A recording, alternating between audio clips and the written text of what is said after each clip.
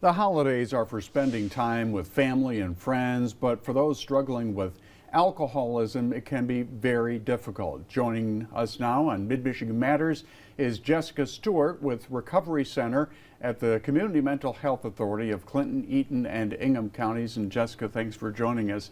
And your facility has been busier than normal the last couple of months. It has. With people coming in with alcohol problems. Yes. Do you have any reason as to why that is, why there's been an uptick in people coming in?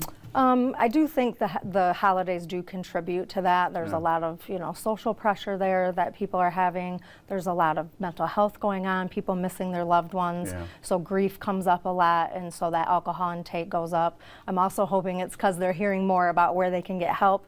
We've pushed a lot lately to get that word out there. Yeah, and the holidays typically are a time when people overindulge. And this is kind of a license to drink for a person who has a drinking problem. It's like, it's the holidays.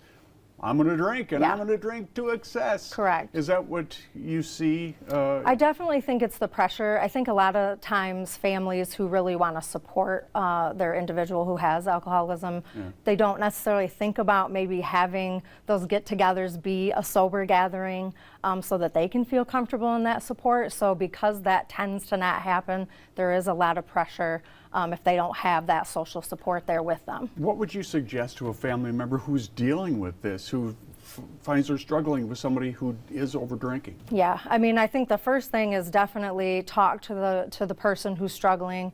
If they're willing to get help, reaching out to somewhere like CMH.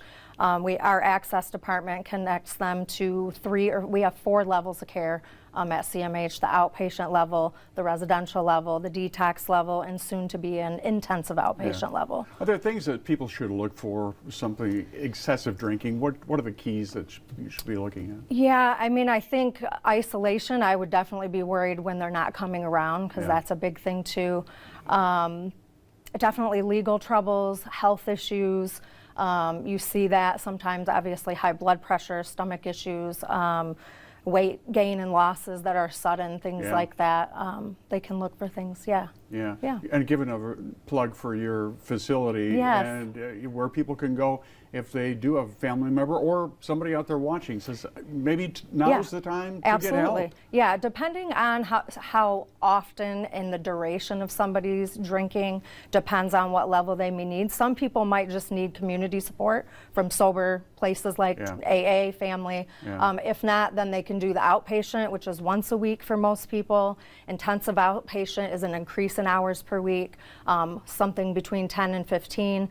Residential levels where they stay somewhere for at least 21 days, up to 90. And then if they're a person who can't drink without having some symptoms, such as shaking and memory loss, that kind of thing, hallucinations even, that's where my place comes in at the detox center. We treat very high level of alcoholism, and we connect people to those other levels of care. All right, Jessica Stewart, great information. Thank you. Thanks for joining us No today. problem.